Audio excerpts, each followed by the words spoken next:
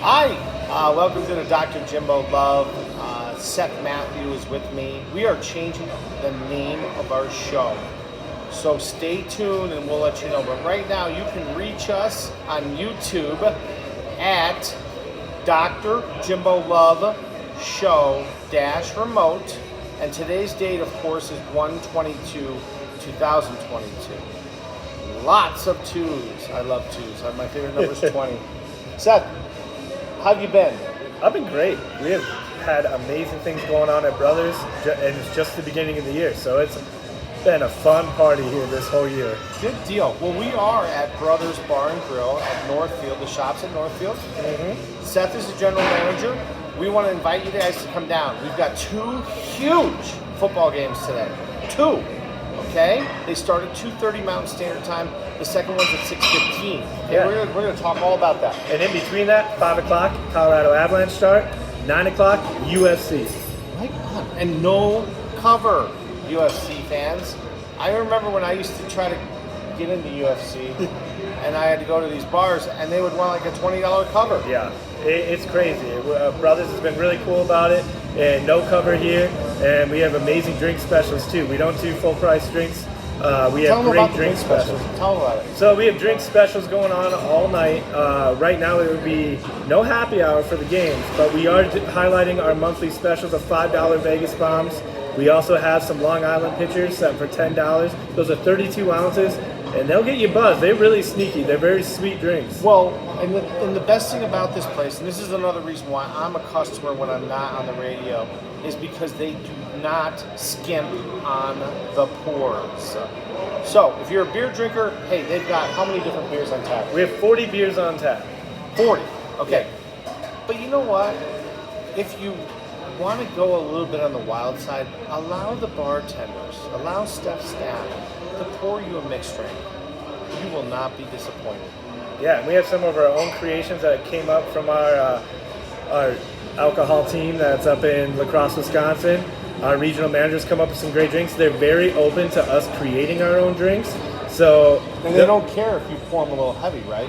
No, we have stoppers on it, but the big thing is everything I don't wanna get is them in trouble. perfect. So you basically you'll have a drink that you probably haven't had at any other bar. So come try out the unique drinks we have, because I know we have 21 different flavors of Long Island's. We have some things called trash cans. Okay, so of tell them Long about that. Tell them about the pictures of Long Island, 32 ounces, and how you guys make them. Yeah, so basically it's everything in a Long Island, but we just do different variations. We have a cherry Coke one, tastes exactly like a cherry Coke. You wouldn't even know alcohol is in it, but after your second one, you're really feeling it. Well, after 32 ounces of anything. Yeah. Type 6. A pitcher, folks, is usually the traditional beer pitcher is 60 ounces. Okay? So good. Well, we'll talk a little bit more about Brothers, but we are here live at Brothers. We're up in the mezzanine section. We're going to be here all day. Seth and I will be here for the first playoff game, which is... Cincinnati, Tennessee is the hottest ticket in the playoffs right now. Most expensive game to go to. No way. Yeah. In Tennessee? Yep. And Tennessee is a very inexpensive state to go and visit, so that's wonderful. All right, let's do a brief summary of what we're going to talk about today. 1, the first part of our whole show is about should college kids get paid for playing at the university? Should their likeness get paid? Should they get paid? And what's going to happen when they get paid at 18 years old? A 5-star recruit comes walking on campus. What is he going to have? A fleet of cars? Maybe he'll have his own personal driver. But that's my side of the story. Yep. All right. So let's do this. We're going to do a new thing with us. And one of the things we want to highlight is women. We love women, okay? Both of us are seriously involved. Seth gets married this summer to a beautiful woman named Cheyenne. I am so happily married to my wife, Yvonne. But let's talk about Becky Hammond. Yeah. Okay? Becky Hammond, local girl, done good. She was with CSU. She was a very great player. She played in a couple Olympics teams. But she has been an assistant coach in the NBA for the past 8 years. To whom? Greg Popovich. Oh my goodness. The man. The guy that I think right now is the best NBA coach that's actively coaching. Yeah, I'd agree with that 100%. Yep. So we have a woman, okay? A woman from, right up, she was at CSU. Do you ever hear about her? Why doesn't the local news cover this? Okay, Yeah. 8 years she's been. She's been in the league 8 years. I remember when she came in, it made some noise on ESPN. But since then, you haven't heard a lot of it. But she's now researched on the media platform with what she's deciding to do now. Okay, so she's going to get back in the NBA, and I'm excited about it. I was fortunate enough back in 1998 to be part of the women's Colorado Explosion. Colorado Explosion was back in the day before the NBA started supplementing, and not supplementing, but bringing in the WNBA. There was, do you remember what it was called? It was the WX, or it was the XNBA or something. It was some weird thing. Anyways, I got involved with it, and I would go down there and I'd roll the machines out that you see on the sides of the court. Now, back then, we didn't have digital. So it was a piece of paper. So my job was to make sure that that piece of paper rolled correctly, and I had to go from McNichols over to the Denver Coliseum. I got paid $300 a game. That's righteous bucks in That really is. Okay? And not only that, but get this. So all the stagehands is what they call themselves. At McNichols and at the Denver Coliseum, we're all buddies because, we're all in it together. Not only did I get paid $300 a game, but I got, anytime there was a concert, anytime there was an Avs game, anytime there was a Nuggets game, I got in and I was right there, either behind the basket, because I had a problem with my machine, and the guys knew. They didn't care. We were all in it together. Anyways, so let's talk a little bit about the WNBA, and the WNBA is really good basketball. Yeah. It really is. Have you watched it? Yeah, so Brittany Griner, she's one of my favorites. She came out of Baylor. What really stood about her, first of all, she changed the game with actually dunking multiple times in the game, so that was awesome. Yes. But coming from Minnesota, the Minnesota Lynx have been our only championship team for the longest time, that have won multiple times. They've just been amazing. Well, here's the thing. I'm an old school basketball player, and if you watch our last broadcast, I kind of go into a little bit about what my past is. The women, please understand, if you're a basketball purist, the women's game is what you want to watch. They do not play street ball, okay? I went to the Nuggets game last night, I was appalled, okay? I was appalled by the fact that nobody does anything but pass the ball a couple times, and then it's a one-on-one, which turns into maybe a one-on-two, or maybe a two-on-three, and then they pass the ball. If you watch the women's game mimics how college basketball, how pro basketball, minus the 2014 Spurs, play. Yeah. Okay? So what they do is they come down and they make 5 to 9 to 10 passes before they take a shot. That's basketball. Okay? You want to go watch basketball where it's one-on-one and go to any park, So I had the opportunity to go see Coach Pockner and his Arapahoe high school team play against Overland 2 weeks ago. Coach, sorry, I'm not going to sugarcoat it. I was absolutely appalled at what I saw. Nobody on that court was a basketball player. They were all street ball players. You've won 2 state championships, Coach Bachner and Fowler Christian. You coached the McCaffrey kids. Sorry, Coach. I sat 3 rows back and watched your halftime or watched your timeouts, and I can't believe that the state of basketball has come to this. Now, I'm not cutting on you, Coach. You got a limited amount of ability with your kids, but you had 4 different people trying to break a press, bringing the ball up the court. Okay, you had nobody in the middle. Okay, it's really simple. You want to break a press, put somebody big that can catch the ball in the middle of the court, okay? Throw the ball to him, okay? You've got another guy on the other side, you've got the other guy on the other side, and what happens? The guy, all he has to do, all the big guy has to do is pivot, right? A 180-degree pivot, and throw it to either one side of the court or other. The guys that catch the ball can just dribble, stop, and then your point guard comes up and gets the ball and starts the offense. Okay? I didn't see that. Have you watched a high school basketball game lately? Not lately. I've been meaning to check over at Smoky Hill. I know they have they have a couple candidates right now that are D1 recruited. So I really want to get over there. Good. Well, maybe we should go do that, because what I saw with the Arapahoe versus Overland was basically the same thing that you could see if you went down to a park and just sat there and watched a bunch of guys run up and down the court. Mm-hmm. And it's okay. Coach Pockner, I apologize, but I'm not going to sugarcoat stuff with you. I'm not. And you shook my hand after the game and you were disgusted. Good. Now go coach them up. Go do something. Because you certainly didn't do anything during the game that was relatively impressive to me. My JV high school team could have beaten your guys. Yeah. And it was sad. It was so sad. All right. Enough. Coach Pockner, I love you. I think you're a great guy. And maybe you should hire me to be your assistant. No, there were 5 assistants and none of them said a word. The whole game. What was that about? You have 5 assistants on your bench. Not one of them said a word. Not one of them said a word to you. Not one of them said a word to any of your kids. So what the hell are they there for? Exactly. Window dressing? Yeah. All right, enough.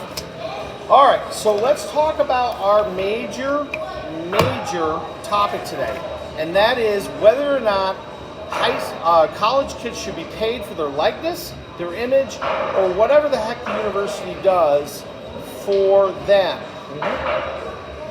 Do you want me to lead it off? I want you to lead it off. I got it. So here's the big thing: is most programs and most universities, they're carried by their athletes. You look Which at athletes?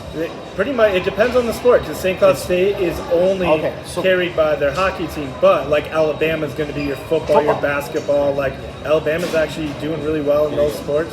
So when your teams are good, all these millions of dollars, people are buying their jerseys, people are buying tickets, and the students weren't getting anything. And here's the thing: I think it all honestly had ruined. No. They were getting something. What were they getting? A scholarship. Oh, no. What do you talk about like it's nothing? Oh, they get a stipend. What's a scholarship? So a scholarship gives you a stipend. They get a thing for housing. Oh, a stipend. How much is a stipend? Because I didn't get one when I had my full scholarship. It depends where you go, because I don't know exactly. So what a scholarship is worth how much at the University of St. Cloud? How about UM? How much is a scholarship worth? How much does it cost each year? I can tell you, Cornell. How much was it at Cornell? Cornell is about 60 grand, maybe 75 grand, depending on which school you're in. 60, let's just use 60 as a low end. Yeah. 60 times 4 is what, 240? Yep. They're getting $250,000. But here's the thing, is they can't get jobs. It's against the rules pretty much for them to have a job. No, it's not. Well, it's impossible. They got to be on the field for an additional, on top of practice, they're in the gym. They're required So what? to That's go to part of it. academic You know what? things. And if they don't want to be in the field or they don't want to be in the gym, then they're not true athletes. How about you? When you were playing hockey, when you were playing rugby, did you have to have your arm twisted to be in the freaking gym? But now you kind of ruin the sport, because now, think about it. Kentucky, what are those players doing? They're just playing to get pro. You don't know what situations they come out of. You're talking one and done. Yeah, now one and done. If you're not paying them, now that athletes can be paid, all of a sudden, you're actually going to keep them in college. My bad. I'm going to stop cutting you off. It's all good. Go ahead.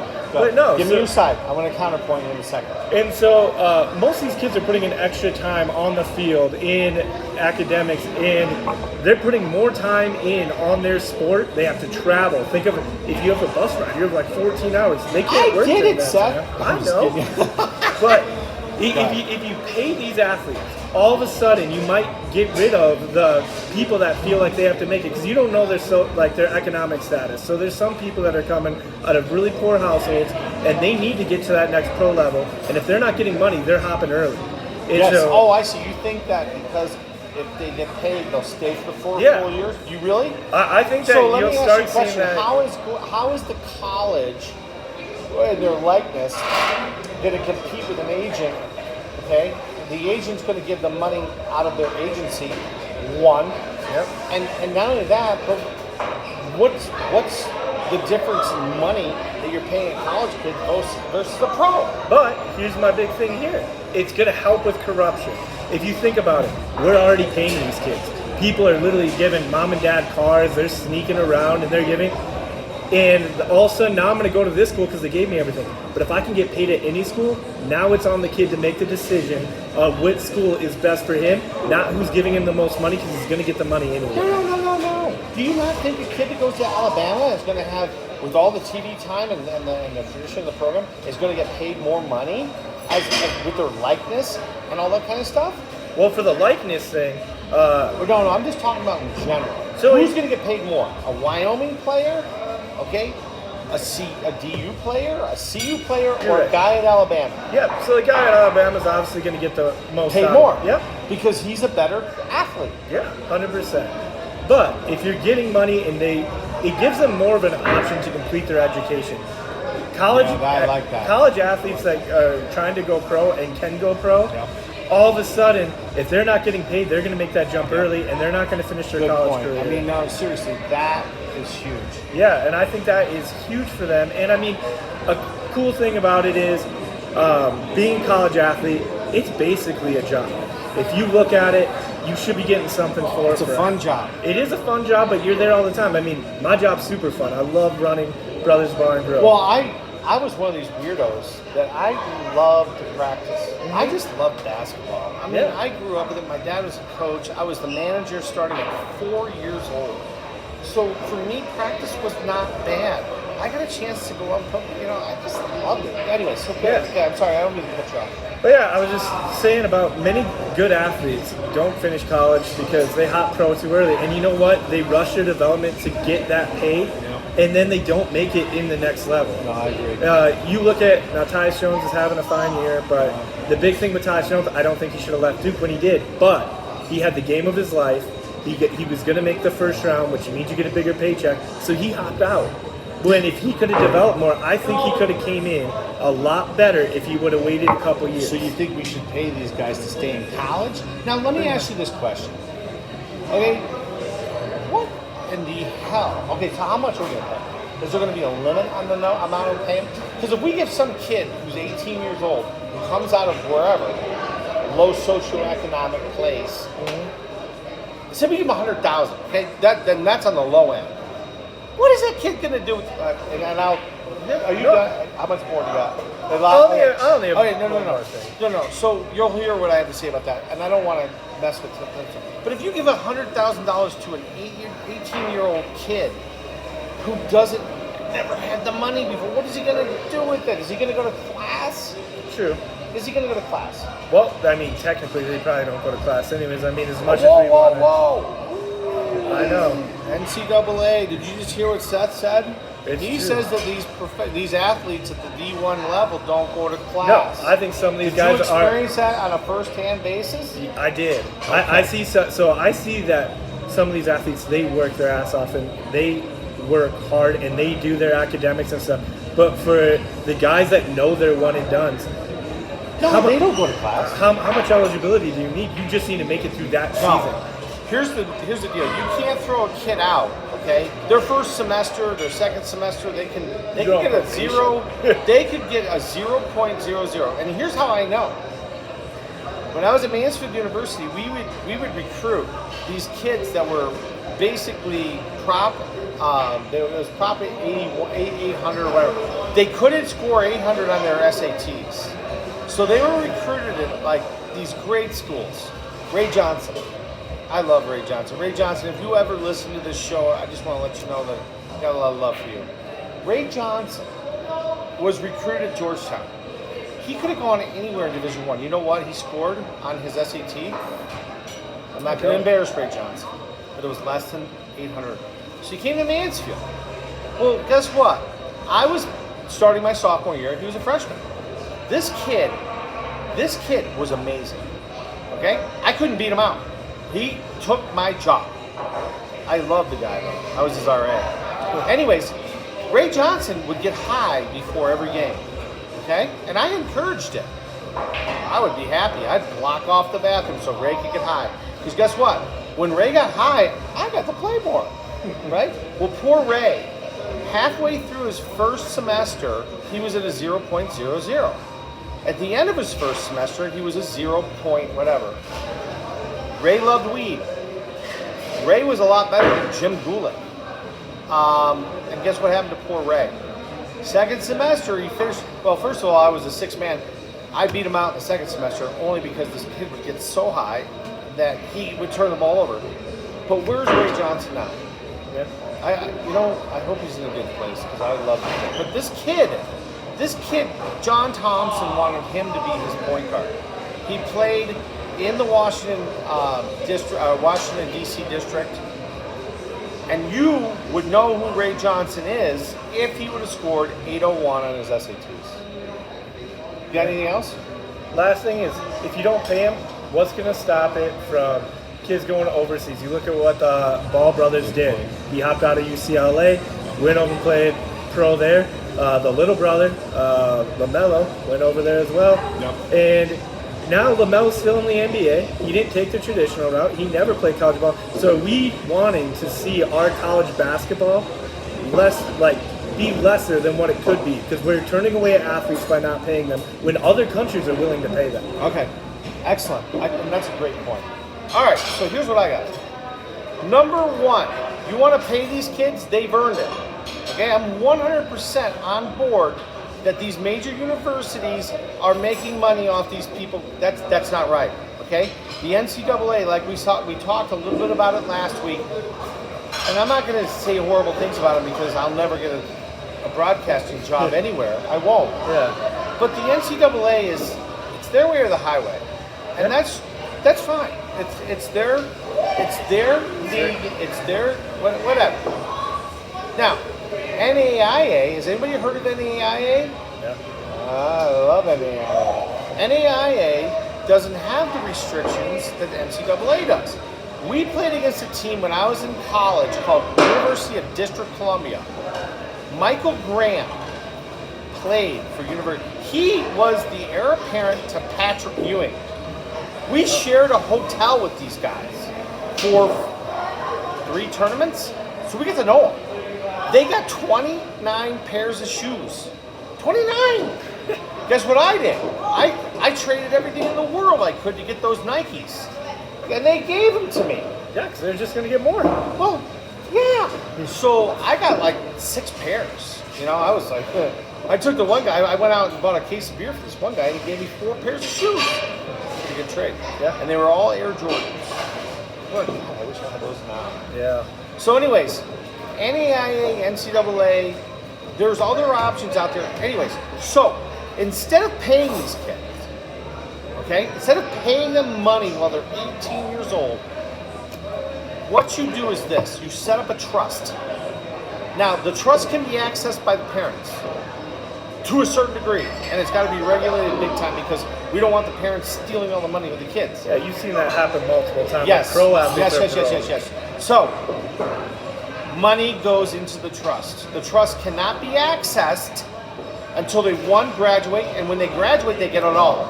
If they graduate, they get it all. If they finish 3 years, they get a tier of it, 75%. If they leave after 2 years, they get 50%. If they leave after 1 year, they get 25%. If they're leaving after 1 year, they don't give a rat's behind about the money. Yeah. But it gives them the incentive. So now we got a kid, right? We got a kid at Alabama. We got a kid at South Carolina. We got a kid at OU. Okay? How much money can they make on top of the $250,000 that they're saving from their full scholarship, right? Yeah. Okay, so whatever. So now go do car dealership ads. Okay? You don't get a car. You don't get a car. Your mama doesn't get a car unless she needs one. Okay? And it's full disclosure. That means that everybody pays taxes on every single extraction. The federal government should be happy about that. Yeah. Okay? So if you have a desolate family, all right, And then there's lots of them out there. Okay, my family wasn't that wealthy, and they want to use the likeness, name, and the university of whatever. It goes into a trust. Okay? Not only that, but the trust then can be managed by somebody who could grow the trust. Okay? So, maybe you're one of these guys that's on the cusp, right? So you want to go to Europe. Well, Europe doesn't pay that much. Alright? You want to go try to do something. That money can stay there and continue to grow. Or you can just cash it out and have some fun. Is it the same for every player? It's the same for every single player, male, female, doesn't matter the sport. No scholarship required? No. The scholarship is all earned upon, their ability from high school. So walk-ons can be involved with this as well. Most walk-ons... I'm just thinking about Bennett from Georgia. Okay, but most walk-ons end up earning scholarships. You see it all the time on ESPN, how the big thing where they take the walk-on and they, and that's great. I was a walk-on. I got my scholarship second semester and I got this thing called work study. It was $800 a semester. Well, that $800 check came in on the second or third week of the semester. Okay? It only cost $5 to get into a party that was unlimited drinks at Mansfield University. How long do you think it took me to spend $800 that I got my stipend? I was going to say a short time, like 2 weeks? No. This is in the 80s. Well, Seth has just been born. Yeah. All right, secondly, the other thing is that we want to keep the integrity of college sports and the fact that we do not, and I think Seth and I both agree on this, we do not want people doing one and done and leaving because all it does is ruin and soften the entire program. Mm-hmm. Last week we talked about the transfer portal. The transfer portal is another thing. 1,400 kids are in this transfer portal. Okay? I don't know about you, but every time I'm a huge college basketball fan. Every time I turn on college basketball in the beginning of the year, I don't even know who the guys are. Yeah. From Syracuse, which is my favorite team. By the way, they lost today to Duke by 20. Yeah, it happens. But at least they moved the ball. Yeah, they did. One thing about Syracuse, they got the Boeheim brothers playing there, and Boeheim. Let's be honest. Boeheim is a horrible coach. Woo. Boeheim's a good guy. I don't know. He's not I don't like him. No. Tell me why you don't think he's a horrible coach. I'll tell you why he is. I don't think he's a horrible. I mean, Syracuse is basically where they are from him. No, I think no. You know who it is from? Who? It's from a guy named Bernie Fine. Okay. Bernie Fine was the assistant coach at Syracuse. Boeheim doesn't have a personality. Sorry, Jim. You don't. Okay, I know you. I met you when I was in 6th grade. I knew you till I was a senior. I've talked to you throughout the entire... Okay, so I've known you since I was 12 years old. Okay, you're not a nice guy. Okay, as much as you may think that everybody in the media loves you, guess what? You got coached for that. You're on your third wife. You know why you're on your third wife? Because the other two can't stand to be around you. Hey, no. We're not sugarcoating on this show. Jim Boeheim is not a coach. He rolls the ball out and he finds talent. Even to this day, you just roll the ball out. You never have ever called a timeout, ever, and set up a play to win a ball game. Have you? You haven't. Now, notwithstanding, you've won a lot of ball games. A lot. Well, he had 1,000 taken, or he had 102 taken away from him because you allowed your kids to cheat, and you knew you knew it. You friggin' knew it. And you know why I know you knew it? Because Howard Trish, Pearl Washington, okay, Ron Cycli, okay, all those guys never took a class. I know them. They're my friends. Okay? So you've been cheating your whole friggin' life. So guess what? I still don't like you. Now, your team today played pretty well. I'll give you that. And it's only because your sons, somehow, maybe because they went to camps, they didn't learn it from you, learned how to pass the ball, learned how to move the ball. Okay, did you see Duke today? Duke moves the ball. Coach K is a coach. Okay? That's why you were the assistant in the Olympics, because you're not good enough to be the head coach. And if you were the head coach and Coach K was the assistant, we probably would have taken silver or bronze. No, I don't like him. I don't like him one bit. Well, I'm a Coach K fan, so the no. more you Coach want to K, say good things about him. Coach K's a great guy. He's a great guy. I'm a Dean Smith fan, so I'm not a big Coach K fan, but I love Coach K. Yeah. Okay, I've met all these people. Okay, when I was in high school, these people were at my camp games. I shook hands with them. The best guy on the planet was Jim Valvano. Okay, Jim Valvano was at 5-star basketball camp all 5 days that I was there, and he was there watching his kids play every day. Dean Smith, you know what he was doing? He was over there under the tree, and his assistant coach were doing everything.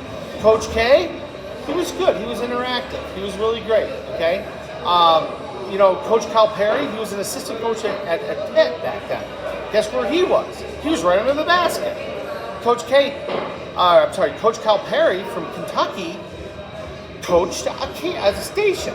He's the one that changed the game, though. Oh, yeah. No, he changed it because of the one and done. Yeah, he made the one and done. Well, that's because he took advantage of the situation. He did. Now, let me tell you about Coach Calipari. In 1984, he coached this station. So I liked the guy, and I wanted to go to Pitt really bad because I'm a Pittsburgh Steelers fan, and Boeheim I couldn't stand, and Syracuse is my favorite. So anyways, so I circled back, and I went to his station 3 times in a row. On the 3rd time, he looked at me and goes, "What are you doing here again?" I said, your station's that good. He goes, "Well, you can stay here all day if you want to." I said, "Well, I don't want to stay in your station. I want to play for Pitt." That was my pitch, and it didn't work out. Hey, at least you tried. I know. You missed 100 shots. So let's go back. Okay, so we want to pay these kids. Perfect. Pay them. But do not allow an 18-year-old kid to get $500,000 from a car dealership or to get, whatever. Yeah. And that's going to ruin them faster than the one and done. Don't you agree? Well, I think it does to an extent, but I also think if you don't complete your college degree and you're going to hop pro and you don't make it, what do they have to fall back on? Nothing. Exactly. Nothing. So does this not get incentive? It would give me incentive. Okay, say I made $100,000 my first year because I went down and I talked to a grocery store and I started doing the Peyton Manning, mortgage thing. By the way, we're gonna get to Peyton Manning. I met him last night. Good guy. Oh my God, I had so much fun with him. I spent almost like 2 quarters talking to him and his son. Anyways, so we're gonna put the money away. So therefore, if they fall flat on their face, if they want to leave early, okay, they have something to come back to. Not only that. The other thing is that the university is going to give them the opportunity to finish up their 4-year scholarship so these kids can get degrees. How many kids left Syracuse early and never made it? I can give you a list. Yeah. But if we give these kids an opportunity to come back and finish their degrees, what are we doing for them? Exactly. Right? Mm-hmm. All right, that's all I got. Anything else you want to say about it? I'm just saying the last thing is basically, we need to find a system to help these student athletes become successful, and if giving them some money or creating a trust to get them through so they complete their degrees, because let's go with like the longevity of a pro career. It's not that long for a lot of guys, or they fall short and they're only one and done. Yeah. So we really got to make sure that we're doing what's best for these athletes. Yes. Well, for you guys out there that do not know about how professional football works. The average career in the professional football is 3.2 years. Mm-hmm. So that means that you play 3 years and then you come to training camp and you get cut. Guess what the NFL has done, and this is all about the players' union. This has nothing to do with the owners. This has been negotiated through Gene Upshaw of the Raiders. Okay, he's an African-American gentleman who did more behind the scenes for NFL players than most people know. So this is what Gene Upshaw and the players negotiated. You play 3 years, you are going to get a stipend of $275,000. Now it's maybe more for the rest of your life. That's pretty great. It's true. I do like it. Okay, now maybe my figures are wrong, so you can check me on this. If you play for 6 years, you have a stipend, and the stipend was back, let's just say what I know, is like $550. That's $1 million dollars a year. If you play for 9 years, okay? I don't care if you're a kicker, you're a journeyman snapper, right? You're going to get $750,000 plus a year because the NFL is a it was a $9 billion. It's a billion dollar industry. So guess what? And I'm going to tell you because I had a chance to spend some time with a gentleman who played for Wyoming, Mitch Enron. Okay, do you remember Mitch? I don't. Okay, Mitch was he was a defensive lineman. He played for Wyoming. He came out of Eaton, Colorado. Okay, Eaton, which is nothing, and he went to Wyoming and he got drafted and he played in the NFL for 8 seasons. I ran into him at a Rockies game last season during the summer, and he and I had worked together. He was going to do some stuff for one of my businesses. I was going to use him as my face man because he's a really good guy. So I asked him, I go, how you doing? He goes, $824,000 a year plus my endorsements. I'm all right. I said, good, you're buying drinks. Let's go. That's a kid that grew up as a farm boy in Eaton, Colorado, right? Isn't that cool? That is cool. Now, I don't know if the NBA has that. I don't know if the NBA, football, yeah, we'll have baseball. to look into that, but We will. All right. Let's shift gears. We're at 36 minutes. Let's talk a little college hockey. yeah, that's do All it. right. So a bad thing happened in upstate New York last night, folks. According to Scott Howard of Cornell University, who happens to be one of my really, really good friends, I talked to him this morning. Cornell, top 10 team, lost to Princeton. Princeton played above their heads, but they lost in Ithaca, 5-4. They pulled. It was 4-4, and there was 3 minutes left, and they had an empty net goal. Which, to me, I question: why would you pull the goal in 4-4? That is an interesting one. I've never heard of that. Well, anyways, no, it was 5. No, I'm sorry. It was I'm sorry. It was 5-4 5. there. It was 5-4, and it ended up being That 5-4. makes Yeah. Okay, and then they had an empty net, so it ended up being 6-4. Whatever. Cornell came out. Okay, bunch of kids that are great, and this shows you what the purity of college athletics is. Cornell came out. They were down 3-0 in the first period. Okay, they went in the locker room. They regrouped. They came out. They started playing. It was still 3-0. And 3-0 in hockey. Seth, have you been down 3-0? Many times. Okay. What's the locker room like? It's a little down. You just need 1 goal to get back in it. They say the most dangerous lead to have in hockey is 2, but 3, it gives you that fault. No, 3 is the worst goal in hockey. So what did your coaches say to you when you're down 3-0 after the first period, especially against a team you should be beating? Depending how the game flow is going, they're probably saying, hey, we need to get 1. We're not out of this, especially when you're Cornell, a top 10 team. You get 1 and the rest will follow. Right. So Right. But anyway, so Cornell was down 3-0.